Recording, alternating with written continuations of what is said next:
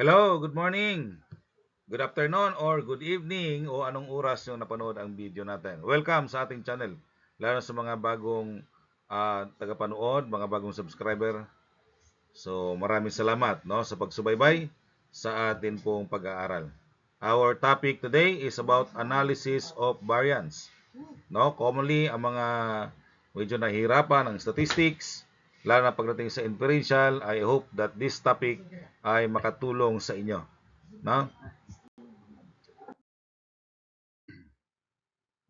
Again, we have to review our steps in testing the hypothesis. So we have number 1, construct the null hypothesis, H sub 0, and the alternative hypothesis, H sub A. So in this case, pag sinabi natin null hypothesis, everything is equal. But kapag alternative hypothesis, we can say that group A is equal to group B or group B is not equal to group C. So mayroong isa doon, isa or dalawa sa mga grupo ay mayroong significant, especially if we are dealing now with the analysis of variance. Or A is not equal to B and B is equal to C. And then number 2, we have to set the level of significance alpha. And then we have to identify the test statistic to be used and compute the data based on the statistic used. And then construct the ANOVA table. So this is our ANOVA table. So the first column is the source of variation. We have the between, within, and total. And the second column is sum of square. So we have SS sub B, SS sub W, SF sub T. And then we have the degree of freedom. So degree of freedom between equals C equals C minus 1. DFW, or the degree of freedom within N minus C. Degree of freedom total N minus 1.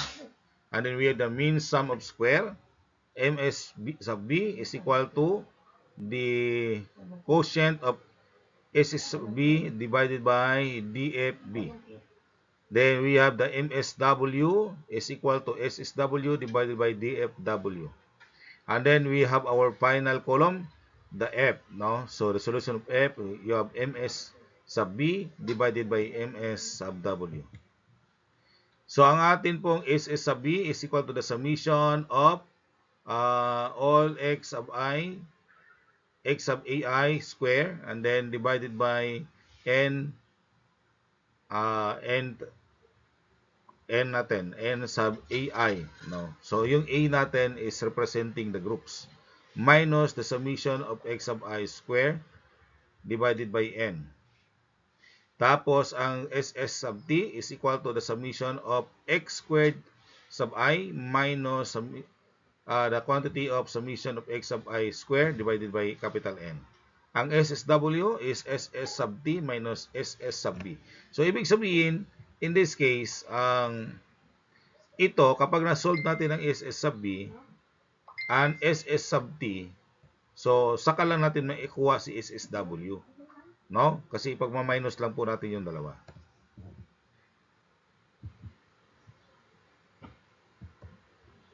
Wherein ang N natin ay the total sample size per columns. Per columns. X is the observed values. C ay columns. Ang capital A, given factor or the category. So, yun yung dito. Ang ating I is individual observation of cell. And then, small n, number of cells in column. So, kung makita natin, mayroon tayong small n, mayroon tayong capital N. Determine the critical value, CV. Number 5 yun natin. Number 6, compare the test value TV and the critical value CV. So, ang decision rule natin, if the test value is greater than the CV, then reject the null hypothesis. If the test value is less than CV, then fail to reject the null hypothesis. Then you have to construct a conclusion based on the result of the comparison.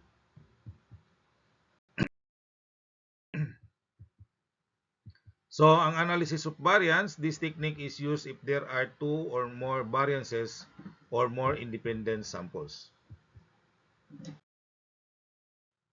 Example, determine if any significant differences exist in the strength of parachute made from synthetic fibers supplied from the different suppliers. Okay? There are 7 parachute. Okay? There are 7 parachute woven for each group. And the strength of the parachute is assessed by placing them in a tensile strength testing apparatus that poses on both ends of the parachute. Yung bang hatakin siya, no? O banatin, o tawag nun. So, stretch, no? Kabilaan. Until it tear apart. The amount of force required to tear the parachute is measured on the tensile strength scale, where the larger the value, the stronger the parachute is. The result of this experiment in terms of tensile strength are displayed below. Use 5% level of significance. So dito, mayroon tayong 4 na supplier. Okay, supplier 1, supplier 2, supplier 3, supplier 4. At bawat supplier mayroong tagpipitong parachute ang kanilang ititest, no? So 1, 2, 3, 4, 5, 6, 7. So tagpipito. Okay? Sunod natin gagawin, ito na yung solution natin para ma-solve natin muna yung ating itong problem natin in this ANOVA. So, ang gagawin natin una, so these are the given. Okay? Total natin to, supplier 1, total natin ito. Okay? Yung column na 1. Supplier 2, total din natin. So, ang total niya 241, sa isa 206. Pangatlo, total natin to. So, that is 233.8. Pangapat, supplier 4, total natin. Yan. Tapos, S sub 1 square, no? Itong is 1. Ito, i-square natin. Okay? Multiply natin sa sarili niya. So, that is 812.25 ito. 34.1 square, that is 1,162.81. 27.3 square, that is 745.29. Square po natin ibig sabihin multiply natin sa sarili. And then 29.6 square, that is 876.16. So, and so on and so forth. Yan. Tapos, i-total natin. Okay? So, mayroon tayong 6,091.72. Supplier 2. I-square naman natin to. So, 36.7. So, ang sagot natin ay 1,346.89. Sunod, 35.3, square natin. So, 1,246.09. 34.1, that is 1,162.81. So, square natin lahat. Okay, hanggang sa tapos natin dito. So, ang sagot natin ay ito. So, ang total nito ay 8,312.38. Ganon din dito sa supplier 3. Square naman natin to. 32.9 square, so that is 1,082.41. So, and so on and so forth. So, square lang natin lahat. Yan. Hanggang sa baba. Okay. Pagkatapos, i-total natin. So, ang total niyan ay 7,831.32. Last column, ito. So, square natin 35.6. So, 1,267.36. 30.1, so 906.01. Okay, so again, square natin lahat ito. Yan. So, yan po ang sagot natin. And i-total natin tong column na to. And that is 7,770.65. Okay na. So, natin gagawin, we have to solve the SS sub B. So, summation of x sub ai square. So, ito yung sa unang column, ito sa given, no? So, ito yung mga total nila, ini-square natin. Divided by 7 kasi bawat supplier may tagpipitong parachutes. Tagpipito lahat, kaya divided by 7. Kung sakali, hindi magkaparehas, no? Hindi sila magkaparehas. Halimbawa, si supplier A ay O yung supplier 1, 7. So, divide 7 yon. Supplier 2, 7 din. So, divide 7. Halimbawa, kung si supplier 3 ay 6 lang. So, si supplier 3, divide 6 mo. No? Tapos, halimbawa, si supplier 4, 8. So, ang supplier 4, divide mo sa 8. Okay? Kaya lang in this case, common denominator 7 kasi pare-parehas po silang 7. Tapos, summation of x sub I, so total ng x sub I, ito po yung total lahat, no? Yung apat na columns. Tapos square natin. Divided by 28 kasi 28 po lahat yon. Diba? Apat na supplier times 7 yung parachute. So, 4 times 7, 28. So, kapag total natin itong numerator, and naka-square lahat yan, so ito po ang maging sagot, 208,957.05 divided by 7. Ito naman, kapag i-square natin lahat, i-plus natin lahat to, tapos i-square divide 28, so ito po yung magiging sagot niya. So, pag i-divide natin to, that is 29,851.01, ito kapag i-divide natin, 29,750.76. Ang SS sub D natin ay 100.25.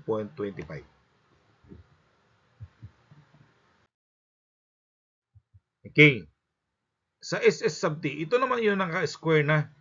Ng mga naka-square. So, ayan yung total nila. Okay. Plus lang yan lahat. Yung apat na columns na naka-square. Tapos, ito nanggaling to doon sa, parehas lang po to doon sa isa. No, kanina, na yung summation of x sub I, tapos quantity squared divided by 28 kasi 28 po lahat ng cell. Okay? So, kapag i-divide natin to, so ito lang po yon, 29,750.76. Ito kapag i-total natin, that is 30,006.07. So, ang ating SS sub T is 255.31. Para makuha si SS sub W, ang formula SS sub T minus SS sub B. So, SS sub W is equal to 255.31 minus 100.25. So, ang sagot natin ay 155.06. Okay, so na natin gawin, we have to find the degrees of freedom between. Ang formula ay C minus 1 or the coulomb minus 1. Since mayroon tayong apat na coulomb, so 4 minus 1 is 3. Ang degrees of freedom within, so N minus C. So, ang N natin, yung total number of cells ay 28. Ang columns natin apat, so 28 minus 4 is 24. So, the degrees of freedom total is N minus 1. So, 28 minus 1 equals 27. Ang MSB o the mean sum of square is SSB divided by DFB. Ang SSB natin ay 100.25. Ang DFB ay 3. So, yan po ay nanggagaling. Ang DFB natin, ito po yung 3. So, ito ay na-compute natin kanina. Therefore, ang MSB ay 33.42. Sunod, MSW. So, SSW divided DFW. And DFW natin is 24. Ang ating SSW is 155.06. So, ang MSW ay 6.46. Ang ating F, so ito, MSB, i-divide natin sa MSW. Okay? So, ang F natin ay 5.17. Yun ang ating test value. Okay? So, balikan natin ang ating hypothesis. Ang ating null ay there is no significant difference exists in the strength of parachute made from synthetic fibers supplied from the different suppliers, while the alternative hypothesis, there is significant difference exists in the strength of parachute made from synthetic fibers supplied from the different suppliers. Okay, so ang ating level of significance is 5%. So we are using the analysis of variance or ANOVA. Okay, so ito yung ating ANOVA table. No? So, nilalagay natin na yung data natin dito. Okay, so kung makita natin, SSB divided DFB is equal to MS MSB, di ba? Tapos, pag ito naman, SSW divide DFW, so makuha natin si MSW.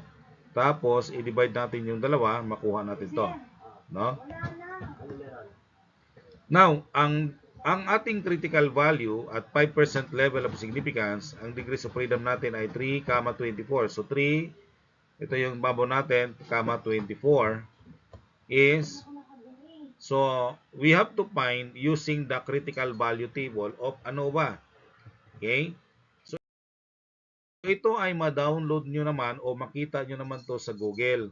Search nyo lang critical values of F for denominators or for ANOVA. So in this case, ang kinukuha ko, no, sinesearch ko sa Google, critical value ng ANOVA, and then since 24 ang ating DF, 324, so ang kinukuha ko, ito, 5, may nakita ko 5 to 29, so pwede lang siya. So nakita natin itong P nandito, ito yung ating itong 1 2 3 4 nasa ating itong itaas natin, ito yung ating DFB. Okay, DFB.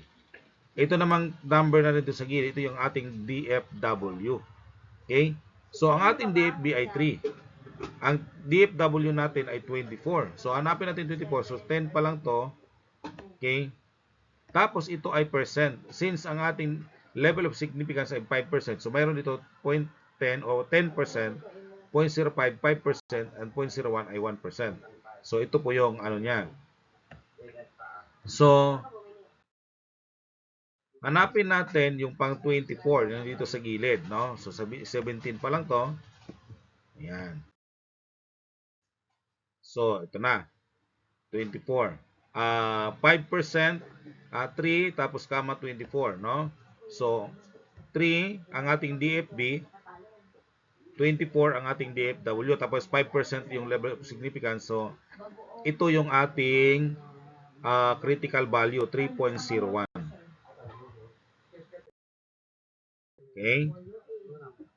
Yan. So 3.01 yun ang ating critical value. So ayan o. So 3, DF natin, 3, DFB, DFW24, at 5% level of significance. Therefore, critical value is 3.01. Tapos, ang comparison natin, so the test value is greater than the critical value. Okay, so ang ating decision rule, kapag ang test value is greater than the critical value, we have to reject the null hypothesis. So therefore, the null hypothesis is rejected since yung ating test value is 5.17 compared to the critical value 3.01. Therefore, there is significant differences exist in the strength of parachute made from the synthetic fibers supplied from different suppliers. Ibig sabihin, yung apat na supplier, so yung kanilang parachutes na ginagawa, mayroon pong significant difference. May mga pagkakaiba. Siguro, mayroong mas mahina doon compared to the other one. No? So, pwedeng isa sa mga grupo doon ay medyo mahina or kaya dalawa sa mga grupo na yon ay mahina. No? And the rest ay medyo matibay yung parachutes. No? Kung balikan natin, kung sino yung pinakamataas yung mean, pinakamataas yung score natin, no? O mas pinakamataas yung value, ibig sabihin, yun ang mas matibay. Okay? Tapos, kung yung medyo maliit lang, yung value, so yun ang siguro mahina. So, ganun po ang pag-analyze natin kapag analysis of variance, no? So kapag mayroong marami, no, mas maganda ang analysis of variance compared din sa t-test kasi sa t-test dalawan lang, ito kasi pangmaramihan. No, kaya lang ang problema natin, pag mayroon kasing significant difference pag analysis of variance, ang problema natin, hindi natin alam alin doon na groups ang mayroong significant difference. Pag sinabi po natin there is no significant difference, walang problema. Kasi ibig sabihin lahat po ng groups ay pare-parehas. Ang problema lang natin dito kung mayroong significant difference. So, mayroong another test na yung may post hoc analysis para alamin kung alin doon sa apat na mga supplier ang mayroong significant difference. Siguro sa sunod nating video ay atin po titingnan using the another tools na makita natin kung alin po doon ang mayroong significant difference.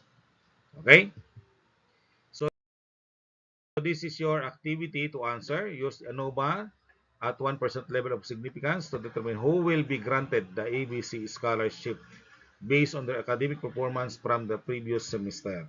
So, yung nakaraang semester, ito yung mga academic performance nila. So, mayroon tayong 4 na estudyante dito. So, titingnan natin kung sino ang qualified sa kanila or sila bang lahat ay qualified. Another one, use ANOVA at 5% level of significance to determine who will be promoted based on the evaluation of the 7 committee members. Okay, so 7 po ang ating committee members na nag-evaluate sa 4 na empleyado. No? So, try to answer this one using the analysis of variance. Pwede kayo manghingi ng tulong sa mga kaibigan na marunong mag-compute po nito. Marami namang tools pwedeng gamitan ninyo using the Excel o kaya sa iba pang mga applications na pwedeng gamitin. Thank you very much for watching. God bless you.